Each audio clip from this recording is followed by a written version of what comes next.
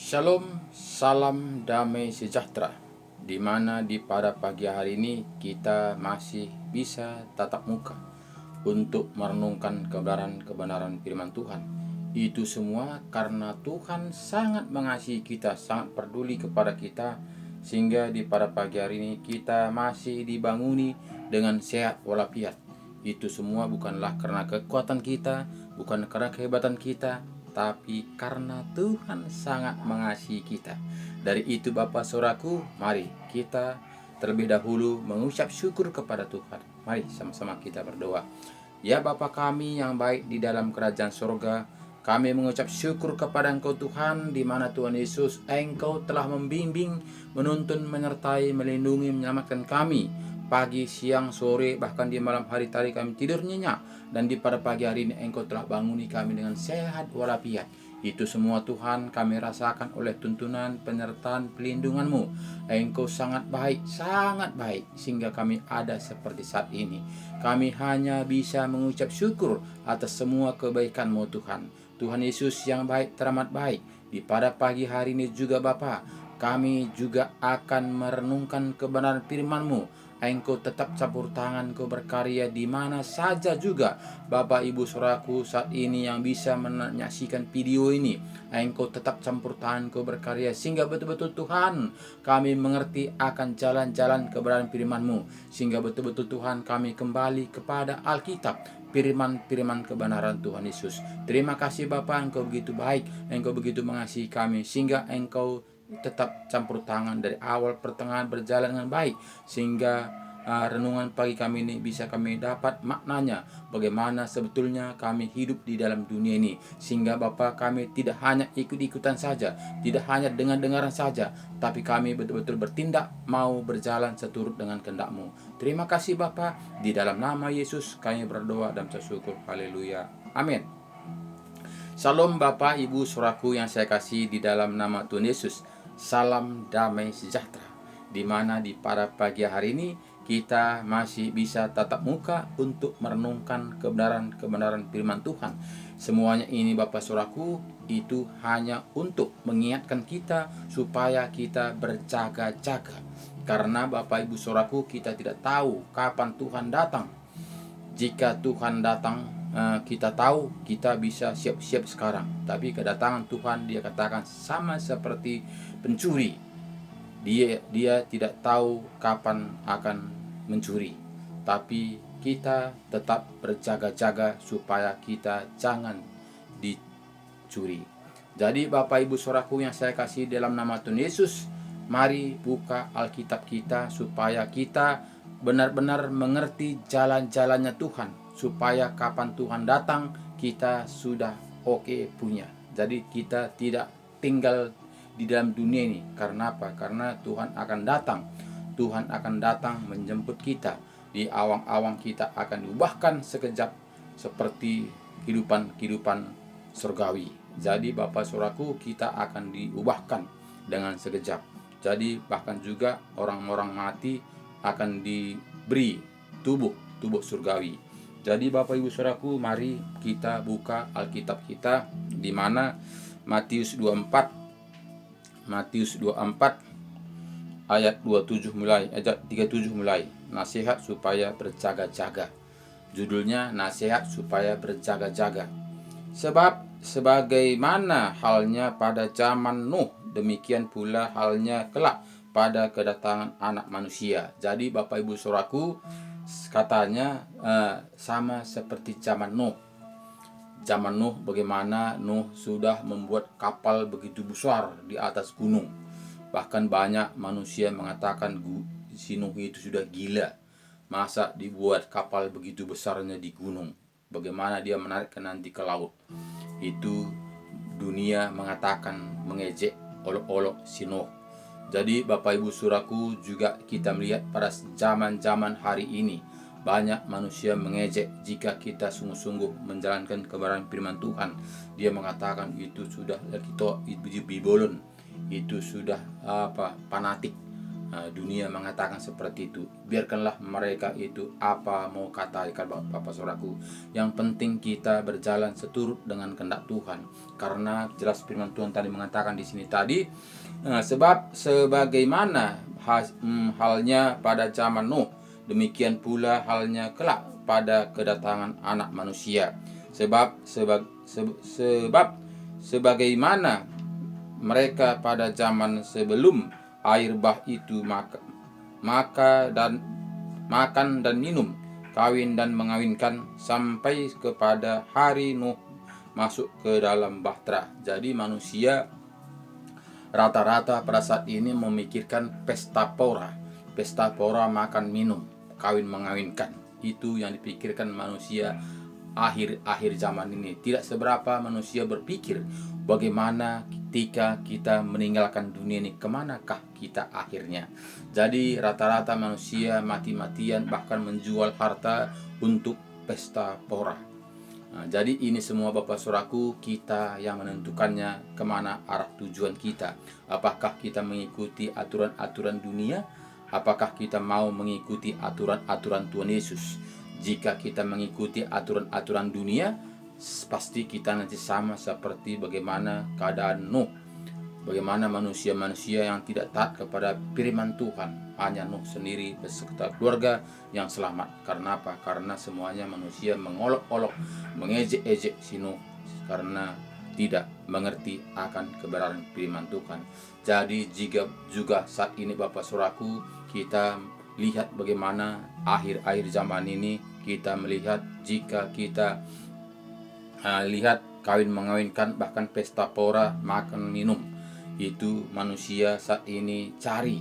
Sehingga kalau pesta pora tadi mungkin di luar kota pun ditempuh, tapi jika kita mengerjakan pekerjaan Tuhan, di samping kita pun kita tidak mau mengerjakannya. Kenapa? Karena itu menganggap kita pekerjaan sia-sia, itu menganggap kita itu kurang kerjaan. Tapi jika pekerjaan-pekerjaan dunia kita antar kota juga kita tempuh. Karena apa? Karena itulah ajaran-ajaran dunia. Jadi Bapak Ibu Saudaraku yang saya kasih di dalam nama Tuhan Yesus, bukalah hati kita lebar-lebar. Karena Tuhan, kita tidak tahu kapan kedatangan Tuhan kedua kalinya. Kita tidak tahu kita kapan dijemput, apakah malam, apakah pagi, apakah siang. Kita tidak tahu kapan kita dijemput Tuhan. Jika kita tidak siaga, kita akan nanti ketinggalan.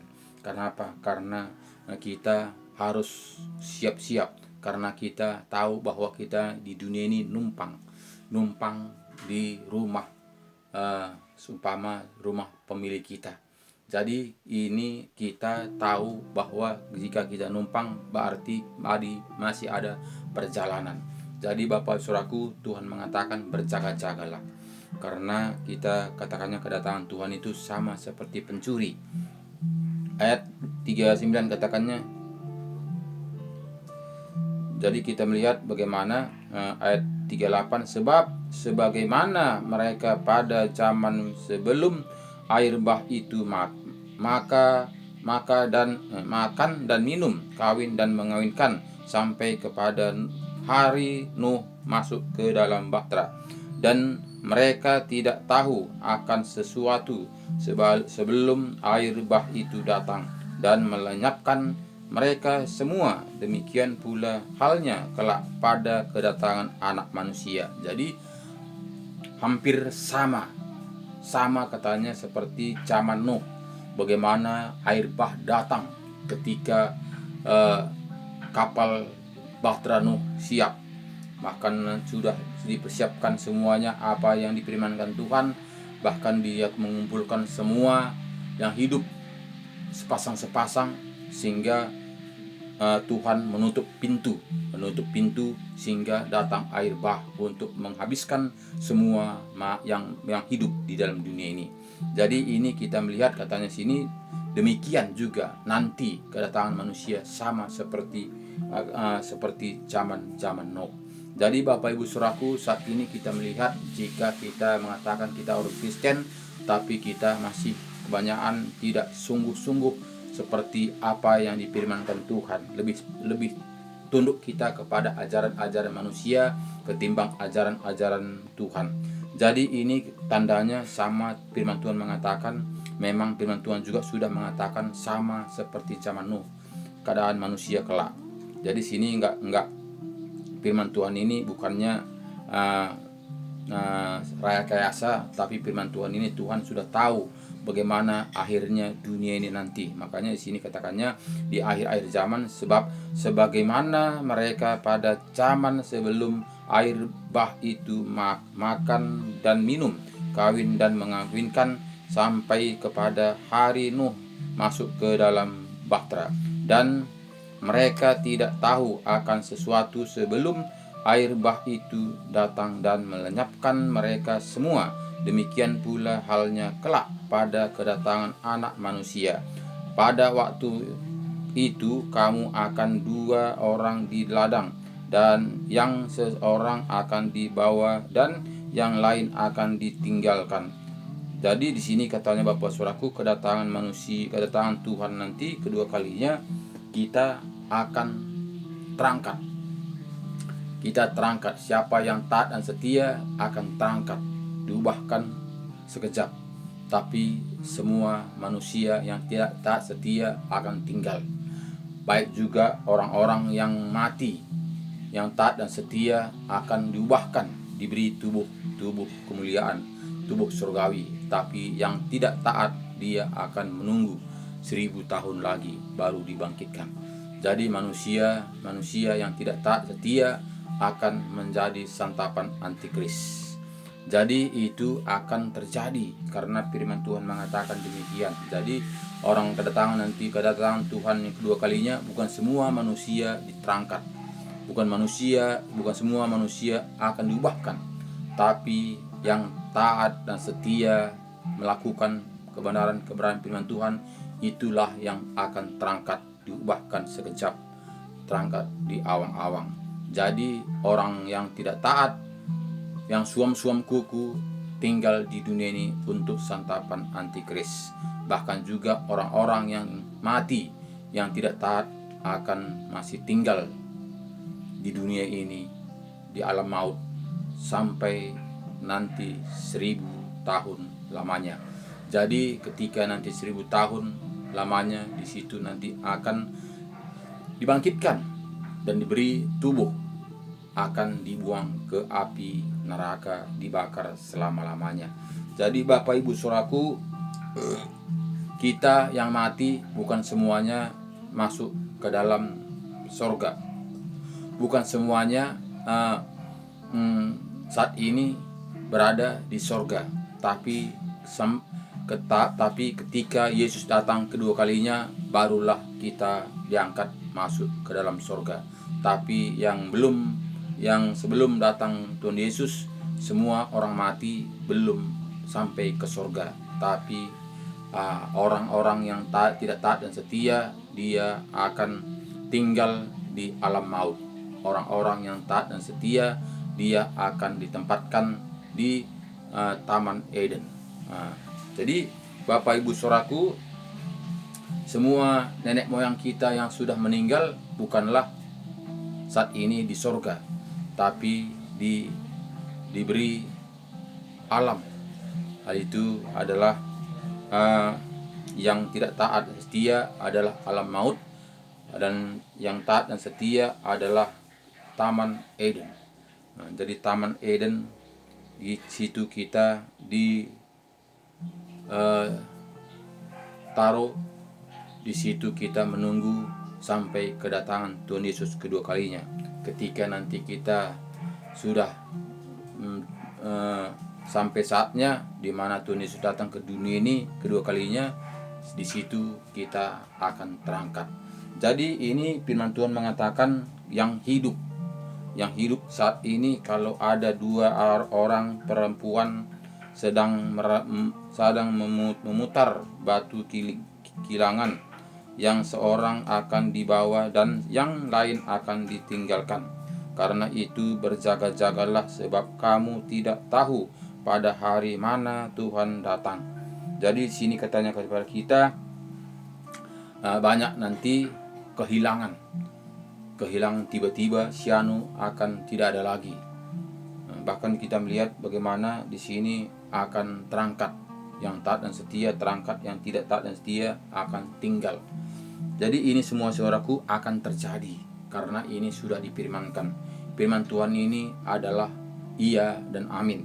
Jadi sini kita melihat bagaimana ayat 34-43 katakannya, tetapi ketahuilah itu, jika tuan rumah tahu pada waktu mana pada malam hari pencuri akan datang, sudahlah pasti ia berjaga-jaga dan tidak akan membiarkan rumahnya dibongkar. Jadi kita katakannya di kiasannya seperti sini, seperti pencuri.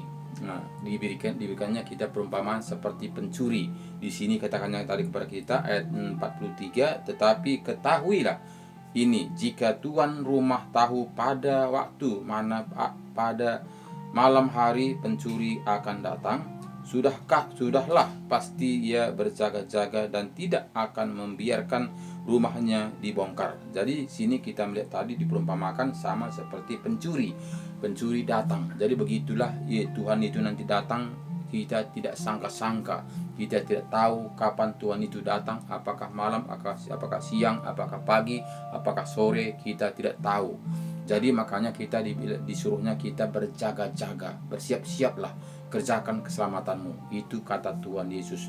Jadi sini katakannya di perumpamaan tadi sama seperti pencuri. Jika kita tahu pencuri itu datang, kita akan berjaga-jaga sehingga pencuri itu tidak akan masuk. Tapi karena kita tidak tahu, kita tidur nyenyak sehingga di situ datang pencuri. Jadi itulah dibuat Tuhan perumpamaan kepada kita supaya kita tetap setia, taat, melakukan firman Tuhan dan berjaga-jaga. Jadi Bapak Ibu Saudaraku yang saya kasih di dalam nama Tuhan Yesus, bukan kita orang Kristen dari nenek moyang kita pasti kita diselamatkan. Tapi walaupun saat ini, detik ini kita percaya kepada Tuhan dan kita berjaga-jaga, itulah yang diselamatkan. Karena firman Tuhan mengatakan yang terdahulu menjadi terbelakang, yang terbelakang menjadi terdahulu. Kenapa Tuhan mengatakan seperti itu? Karena menganggap kita ini sudah enjoy, menganggap kita ini sudah selamat, sehingga kita santai, sehingga kita tidak menggali akan kebenaran firman Tuhan. Bagi orang-orang yang baru mengenal Tuhan Yesus, dia akan baca, dia akan renungkan, dia akan lakukan seturut apa yang tertulis di dalam Alkitab. Dia taat dan setia sehingga dia akan selamat. Jadi kita yang sudah lama ini dari nenek moyang kita sudah menjadi orang Kristen, kita menganggap kita ini sudah sepele, menganggap kita ini sudah selamat, karena kita menganggap karena dari nenek moyang kita sudah mengenal Tuhan. Tapi kita tidak mau bertobat, tidak mau kembali kepada dalam firman Tuhan. Jadi kita hanya mengikuti seperti Kristen keturunan. Nah, jadi bukan Kristen pertobatan. Jadi mau Tuhan itu Kristen pertobatan, bukan Kristen keturunan. Nah, jadi ini semuanya banyak kita melihat saat ini orang Kristen keturunan. Nah, dari dulu dari nenek moyangnya dia menjadi sudah Kristen, sehingga dia tidak pernah menggali akan kebenaran firman Tuhan, tidak mau tahu bagaimana sebetulnya rencana Tuhan dalam kehidupannya. Bahkan dia tidak dituntun Roh Kudus. Karena apa? Karena dia tidak mau tahu, karena dia sudah menganggap dia sudah di dalam. Jadi ini Bapak Saudaraku, itulah kita harus mengerti. Karena apa? Karena setan itu sangat jeli. Setan itu sangat licik. Setan itu sangat pintar. Kita menganggap kita sudah tenang. Wah, saya sudah tenang karena saya sudah memiliki Yesus dalam hati saya. Saya sudah selamat, sehingga kita tidak berbuat apa-apa, sehingga kita tenang menunggu kedatangan Tuhan Yesus. Ternyata ketika Yesus datang kedua kalinya, dia mengatakan, "Enyahlah kamu pembuat kejahatan."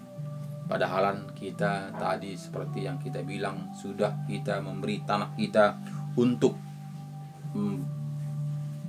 gereja. Bahkan uang kita sudah kita beri untuk pembangunan gereja. bahkan kita sudah rajin ke gereja, bahkan kita sudah ada jabatan kita di gereja. Tapi karena kita tidak kembali kepada firman kebenaran, Tuhan mengatakan, hanyalah kamu pembuat kejahatan. Jadi Bapak Saudaraku, di sini sering kita kehilangan, sering kita ini kecolongan. Karena apa? Karena kita menganggap kita ini sudah karena kita sudah menganggap kita ini sudah di dalam, karena kita sudah menganggap kita ini sudah menjadi betul dengan kehendak Tuhan. Kenapa? Karena sebetulnya karena kita tidak kembali kepada firman kebenaran. Kita tidak mau membaca firman Tuhan, Alkitab yang kita percayai. Kita buat Alkitab ini sebagai pajangan di atas lemari, sebagai tanda bahwa kita ini adalah orang Kristen. Bahkan juga kita terpampang foto kita, foto pengerja sebagai anak-anak Tuhan, sehingga kita menganggap kita sudah di dalamnya. Jadi Bapak Ibu Saudaraku yang saya kasih dalam nama Tuhan Yesus, marilah kita kembali kepada Alkitab, firman kebenaran, bukan jabatan, bukan gelar. Karena jabatan, gelar itu hanya di dunia. Tuhan tidak perlu jabatan, Tuhan tidak perlu gelar, tapi hati kita. Apakah hati kita sudah kita beri untuk Tuhan sepenuhnya? Apakah hati kita untuk dunia? Karena Tuhan mengatakan harus utama Tuhan. Seperti kita melihat renungan semalam itu, jika dia mengasihi orang tuanya lebih daripada aku, dia tidak layak daripada aku. Jika dia mengasihi anak laki-laki atau perempuan lebih dari aku, dia tidak layak padaku. Itu kata Tuhan Yesus. Jadi Bapak Saudaraku, harus utama nomor satu Tuhan, barulah yang lain-lain. Jangan kita dibelakangkan Tuhan. Jadi pada umumnya pada saat ini kita yang kenyataan yang kita lihat adalah utama adalah keluarga kita, barulah yang lain-lain, barulah Tuhan.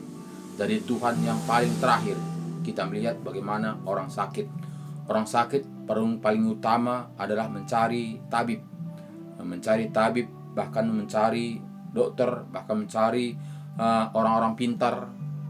Jika tidak sembuh, barulah kita serahkan kepada Tuhan, sehingga kita buat Tuhan itu nomor terakhir tanpa kita sadari. Itu relatif. Sering kita lihat banyak manusia saat ini menyerahkan akhir hidupnya kepada si iblis tanpa kita sadari. Padahal tanpa kita serahkan pun, jika kita tidak taat kepada Tuhan, kita sudah menjadi milik si iblis. Tapi kebanyakan juga saat ini akhir hidupnya diserahkan kepada iblis. Ya sudahlah, ketawalah si iblis itu melihat kita mengatakan kita ini orang Kristen taat kepada Tuhan. Ternyata akhir hidup kita di mana kita mendapatkan penderitaan, kita serahkan diri kita kepada si iblis. Itu karena kita tidak paham jalan-jalannya Tuhan. Itu karena kita tidak mau membaca firman kebenaran. Karena kita mau hanya mendengarkan apa kata orang. Kata orang mengatakan, ya udah, kita kan bukan datang ke sana mencari supaya kita membunuh orang, tapi kita datang ke sana untuk mencari kesembuhan. Itu kata-kata manusia, itu tidak salah. Kita akan mencari obat, dia mengatakan. Itu adalah aturan manusia. Itu yang mengatakan adalah manusia, bukan firman Tuhan. Firman Tuhan mengatakan, aku Tuhan Allahmu, Allah yang cemburu. Jadi kita tahu jika Tuhan Allah kita itu Tuhan yang cemburu, tentu kita tidak bisa bermain-main, tidak bisa selingkuh, tidak bisa kita menyerahkan diri kita kepada orang lain, tapi utama adalah Tuhan. Makanya katakannya, jika engkau mengutamakan keluargamu lebih daripada aku tidak akan menerima engkau, tidak layak bagiku. Jika engkau mengutamakan istri anak-anakmu, engkau tidak layak bagiku. Itu kata Tuhan Yesus. Jadi ini kita harus mengerti Kita harus mengerti jalan-jalannya Tuhan supaya kita betul-betul mendapatkan apa yang dijanjikan Tuhan itu kepada kita.